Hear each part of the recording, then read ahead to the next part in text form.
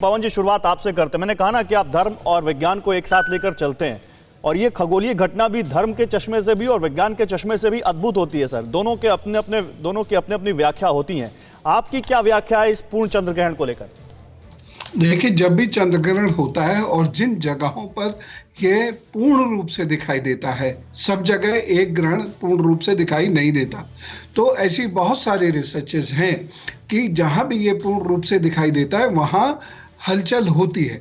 अनेक किस्म की हलचल होती है, मन से संबंधित हलचल होती है, और मन को पढ़ना बड़ी टेढ़ी खीर है, लेकिन मन से ही सब कुछ नियंत्रित होता है। तो ऐसी जगहों पे बहुत कमोशन होता है, बहुत तनाव होता है, सरकार के और प्रजा के बीच में भी ये होता है, प्रजा के बीच में भी होता है, पॉलिटिकल पार्टीज में भी होता है। दूसरा, इसका असर पानी पर भी पड़ता है, यद्यपि मैं उसकी तुलना कभी शरीर से नहीं करता, क्योंकि शरीर में वाटर लेवल और सी का वाटर लेवल ये अलग किस्म का होता है। तो लेकिन उसका हमेशा असर पड़ता है।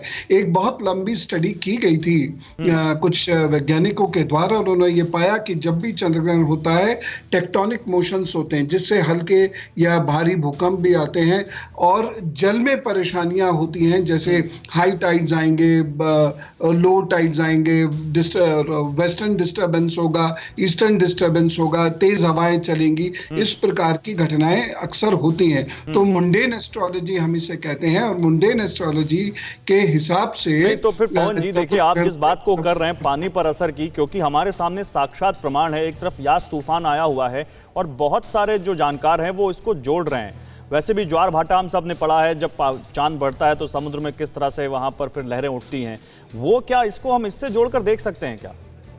जी हाँ, और मैंने इसको जब मैं पंचांग पढ़ता हूँ तो हर साल के कुछ घटनाओं के बारे में बताता हूँ। 10 अप्रैल को मैंने ये पढ़ा था और ये ऑन रिकॉर्ड है।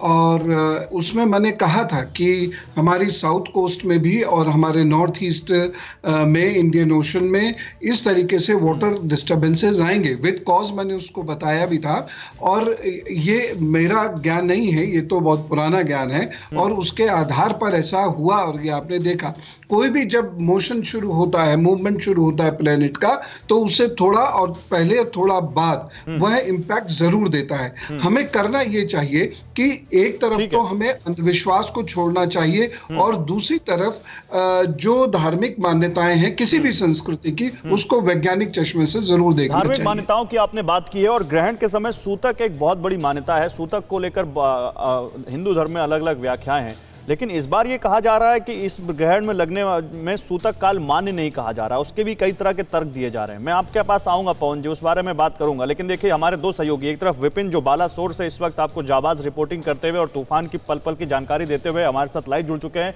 और दिल्ली तारामंडल से विवेक शर्मा भी हमारे साथ जुड़े हुए हैं। पहले विवेक के पास चलते हैं। विवेक, हर साल या हर समय जब भी ऐसी कोई अद्भुत खगोलीय घटना होती है तो तारामंडल जैसी जगहों पर बहुत खास इंतजाम किए जाते हैं ताकि लोग उस ग्रहण को देख सकें। भारत में हर जगह तो नहीं दिखाई देगा, कुछ जगहों पर दिखाई देगा। दिल्ली में तारामंडल में क्या इंतजाम है और क्या जानकारी यहां से इस ग्रहण के बारे में दी जा रही है? देखिए, बात की जाए तो अभी फिलहाल तारामंडल जो है वो बंद है। आज छुट्टी का दिन है, और साथ ही कोविड के चलते जो है अंदर जाने की किसी को इजाज़त नहीं है। बताया जा रहा है कि अंदर कुछ ऑफिसर्स हैं, पर अभी क्या इंतजाम किए गए हैं ये पुख्ता तरीके से नहीं बताया गया है। लेकिन जिस तरह से बात की जाए तो आज सभी की नज़र इस चंद्र ग्रहण पर रहने वाली है, क्योंकि साल का पहला चंद्र ग्रहण है, और देश में जब भी चंद्र ग्रहण लगेगा 3:15 बजे के आसपास, तो कुछ इलाकों में देखने को मिलेगा, जिसमें नॉर्थ ईस्ट, उड़ीसा और साथ ही अंडमान निकोबार के साथ साथ ये पश्चिम बंगाल के इलाकों में देखना पड़ेगा। तो वहाँ पर जो लोग हैं उनकी नज़र चंद्र ग्रहण पर जरूर रहने वाली है।